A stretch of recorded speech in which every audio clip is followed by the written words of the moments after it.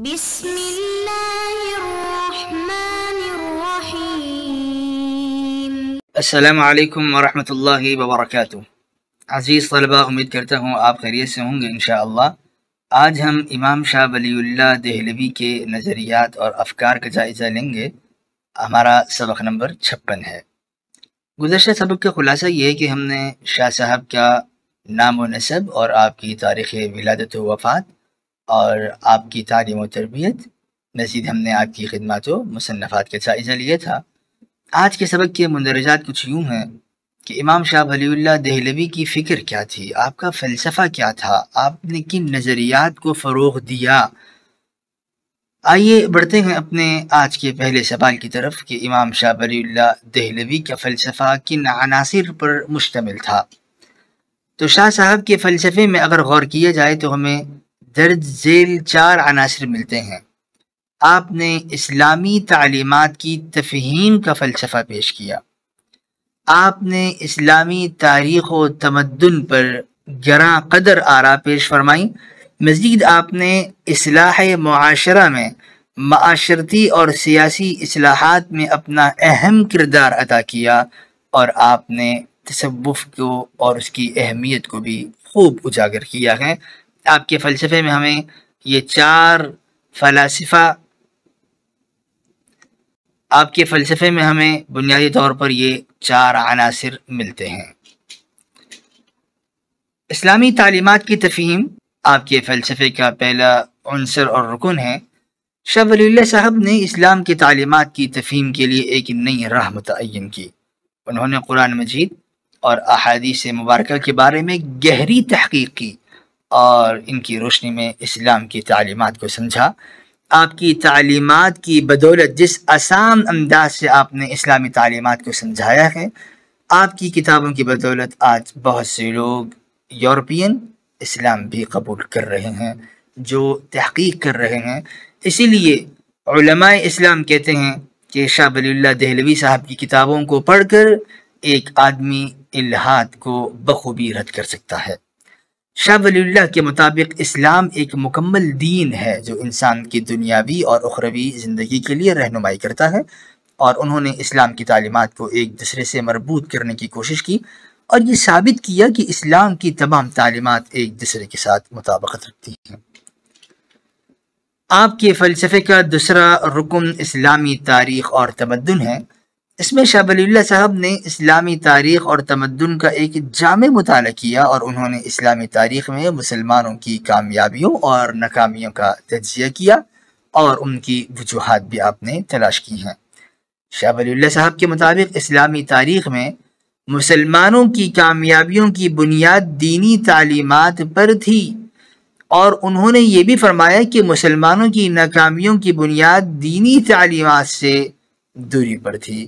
تو وہ قوم جو دینی تعلیمات سے ہم آہنگ اور وابستہ ہو وہ کامیاب ہوگی، اور جو دینی تعلیمات سے دور ہو وہ یقیناً ناکامی کے گڑھے میں گرے گی اور ناکامی اس کا مقدر ہوگی۔ آپ کے فلسفے کا تیسرا رکن معاشرے کی اور سیاست کی اصلاح ہے۔ آپ نے معاشرتی اور سیاسی اصلاحات پیش فرمائی ہیں۔ شاہ ولی اللہ صاحب نے مسلمانوں کے معاشرے اور سیاست میں اصلاحات کی ضرورت پر خوب زور دیا ہے۔ انہوں نے مسلمانوں کو ایک متحد قوم بننے کی ترغیب دی اور انہیں دنیا میں اپنی پوزیشن کو مضبوط کرنے کی دعوت بھی دی۔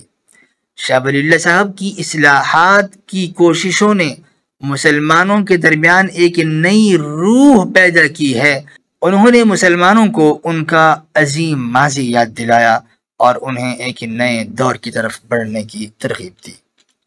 آپ کے فلسفے کا چوتھا رکن تصوف ہے، جس میں شاہ ولی اللہ صاحب نے تصوف کے متعلق اپنی گراں قدر تحقیقات پیش کی ہیں اور تصوف کی تعلیمات کو ایک عقلی بنیاد فراہم کی اور انہیں عام انسانوں کے لیے قابل رسائی بھی بنایا۔ شاہ ولی اللہ کے مطابق تصوف ایک ایسا راستہ ہے جو انسان کو اپنے رب سے قربت حاصل کرنے میں مدد کرتا ہے۔ انہوں نے یہ بھی فرمایا کہ تصوف انسان کو ایک صالح اور مہذب انسان بننے میں مدد کرتا ہے۔ شاہ ولی اللہ صاحب کے فلسفے کا اثر آج بھی مسلمانوں کے درمیان محسوس کیا جا سکتا ہے۔ فکر ولی اللہ ہی کے اہم نکات کیا ہیں؟ شاہ ولی اللہ دہلوی رحمۃ اللہ علیہ کے فلسفے کے چند اہم نکات درج ذیل ہیں۔ نمبر 1، اسلام ایک مکمل دین ہے جو انسان کی دنیاوی اور اخروی زندگی کے لیے رہنمائی کرتا ہے۔ دینی تعلیمات کی بنیاد پر مسلمانوں کو ایک متحد قوم بننے کی ضرورت ہے، اور یہی ہر قوم کی کامیابی کا راز ہے۔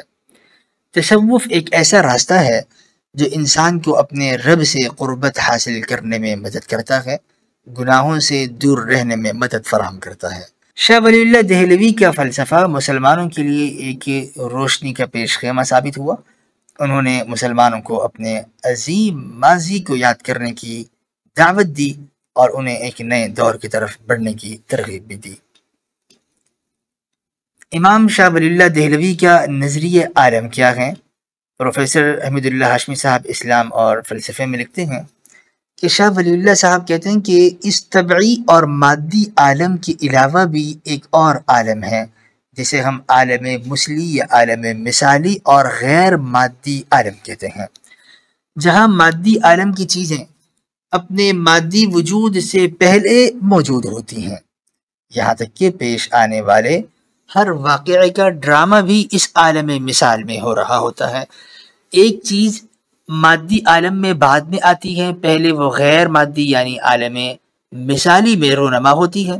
جیسے ہم خواب دیکھتے ہیں، وہ بھی اسی ڈرامے کا قبل الظہور مشاہدہ ہوتا ہے۔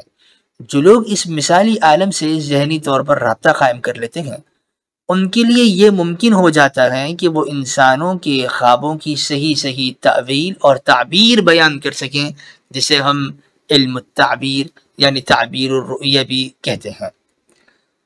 اور ایسا کرنا صرف ان لوگوں کے لیے ممکن ہوتا ہے جو اپنے زہد و تقوی کے باعث غیب دیکھ سکتے ہیں۔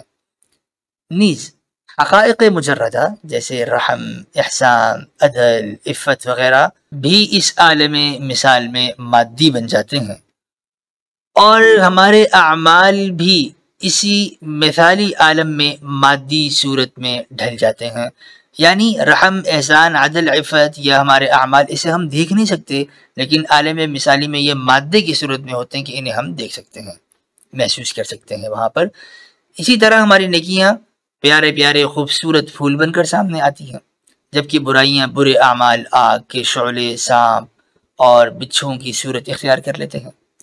اس کائنات میں ہر چیز قوانین کی پابند ہے، جیسے پانی ہمیشہ ڈھلوان کی طرف بہتا ہے، نور روشنی اور بلندی کی طرف اٹھتا ہے اور پرواز کرتا ہے۔ یعنی ہر عمل اور حرکت کے پیچھے ایک علت کار فرما ہوتی ہے، جس کا نتیجہ ہر مقام اور ہر لمحہ اور ہر زمان میں ایک ہی نکلتا ہے، اور اسی علت اور معلول کے نظام کو سنت اللہ کا نام دیا جاتا ہے، جو ہمیشہ سے غیر متغیر ہے اور آئندہ ابد تک بھی غیر متغیر رہے گا۔ شاہ ولی اللہ دہلوی کا نظریہ روح کیا ہے؟ شاہ ولی اللہ صاحب رحمۃ اللہ علیہ روح کی دو قسمیں بیان فرماتے ہیں، پہلی حیوانی اور دوسری انسانی روح۔